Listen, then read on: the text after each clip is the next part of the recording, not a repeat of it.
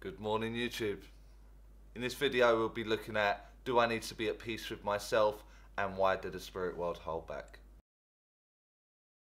So this is another inbox that I received from a viewer via the Facebook page asking me, do you need to totally be at peace with yourself? And the process of this can go over many videos, so I will try my absolute best to keep this video short. When we start a spiritual journey, what we do is we start to look at ourselves, and through this process of looking at self, you'll find things that you absolutely hate about yourself and that you absolutely love about yourself.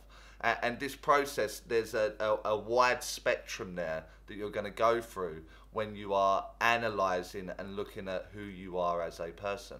Now, certain things along the line there will be things that you know that you annoy people with certain things, and you're over helpful, or you just can't be bothered when it's someone else's problem. All of the list is endless. All these things come together and make who you have turned out to be.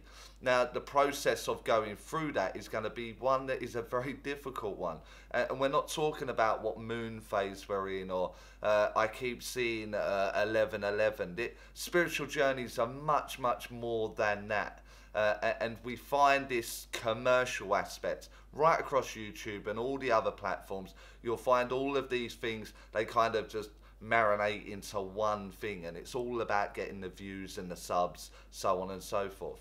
The reality when looking at self is one that is going to break you. It's going to really hurt in some areas, and other areas it's going to be overwhelming with joy because you've surpassed your own expectations, and you can physically see your life changing in front of you, and then other people are noticing that change, and therefore you start to feel better in yourself. This is a process that is going to be very hard from start to finish.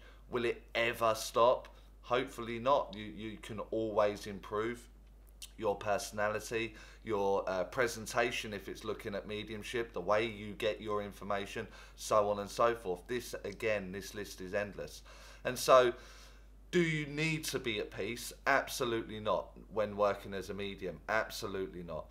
But what you're looking to do is try and improve yourself in many areas. Now, if I've got let's take a story of my own. If I had relationship problems, I tend to find that that's in the forefront of my mind.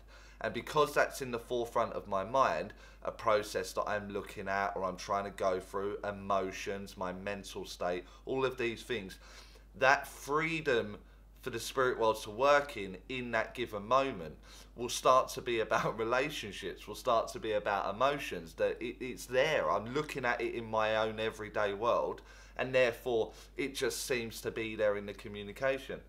For those of you that are working publicly, or certainly doing one-to-one sittings because your mediumship is at a level, you'll find that these themes seem to come around.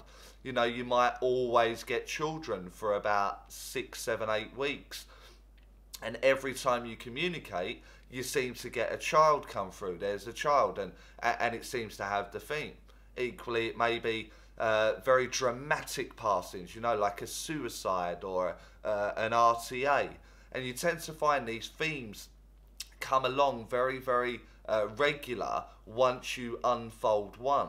And it's because of what you're looking at in your own everyday life. The dilution rate of the mind is very much in play. We're trying to step away from our everyday mind. We can't do that. We're human. That's the natural process there. But what we do is we try and silence it to give the spirit world enough room there for them to work. But if you are currently looking at a child, or you are currently recently had a lot of communications that are things like suicide, then it's so free in there because of the dilution. It's very much in the forefront. It keeps happening. Therefore, you're almost expecting it to happen. And then before you know it, it's happening. And so when we are looking at self, you will find that this happens throughout your communication.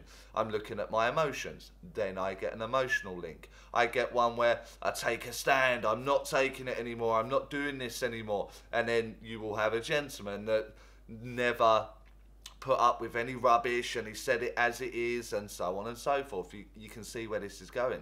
And it's very much because it's in the forefront of your mind. However, the more and more you look at this process, whether it be in mediumship or your own demons and own problems that you've got going on in your world, it means that you are processing through these changes, through things that you want to implement, things that you want to eliminate. It's going to be very much there. So by looking at self, you are going to be looking at your mediumship very naturally, because it's in the dilution rate. So I hope that makes sense. It sounded like it made sense to me anyway. So bear in mind, what it is that you want in your mediumship is going to be something that, although intent is going to be a huge part of that process in your mediumship, I want to get names, then it's in the intent. But then you have to bring that into your everyday. Everything needs to be there. If you are someone that's not asking someone's name every single time that you meet them, then you're going to find it very difficult to find names within your mediumship, because it's not in the dilution, it's not in the forefront of the mind. And when we're trying to shut down that mind, that everyday process, and give the spirit world that space, that is where they're just going to attach to what's there, what your everyday consists of. So I can literally see what kind of person you are when you're in the classroom by the style or the communication that you are giving, because of the dilution rate, if that makes sense. Again, it sounded like it made sense to me. If not, rewind it and it'll, I'm sure it will make sense after that. So let's take the names as the example. You want names in your mediumship. You want to say, I've got Joan here, I've got Mary or John here. With that, then you need to be introducing yourself every step of the way. So even when I go to visit my mum, I should be trying to get it into my everyday intention to ask people for their name. So I go in and I see my mum and I go, hi mum, my name's Charlie. And she'll go, yeah, I know your name's Charlie. And so it will be in the forefront of my mind. Therefore, as I go into that silent place, as I move my intent for the spirit world, because it's been part of my everyday, hi, my name's Charlie, hi, my name's Charlie, it will be there. So as I meet my spirit communicator, hi, my name's Charlie, they'll go, hi, my name's John. And therefore, it can unfold. So do you have to be totally at one with yourself or at peace with yourself? I don't think there's anyone totally at peace with themselves, because that element of improvement is always available. So the answer is no there, you don't have to be. All you have to do is have the intent to look at it. If you know there's a problem there emotionally or mentally, then start to go through that. And once you go through that, you'll notice that your mediumship changes. The second part of the question from the viewer was, why the spirit world holding back? Is it because I am not ready, or my mind's just not there? The fact of the matter is, and this is going to be harsh, I appreciate, and again, you may disagree, but I really don't care, is that the spirit world turn up as the complete package. Their entire life comes in that single moment. It's there, the whole thing. So whether they are 0 to 18, I will get an 18-year lifespan within the energy that enters my mind. If they are 90, it's 0 to 90, I'll get the entire package that comes through there. So the spirit world aren't holding back. So what happens is that I look for something and it may not be there. So I might say, what did you do for a job? They may never have worked a job. Therefore, within that package, there is no element of a job. Therefore, it cannot communicate that there is a job. So that would feel like they're holding back. They're not holding back. There's just no answer to that scenario.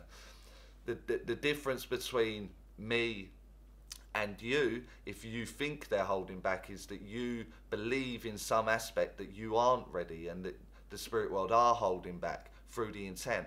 Whereas I know I get the entire package. I know that if I can't get a piece of information, I am the problem. It's me at fault. Where is that problem? Where is that fault? And now I'm going to work at trying to fix it. So then the self-development part comes back in.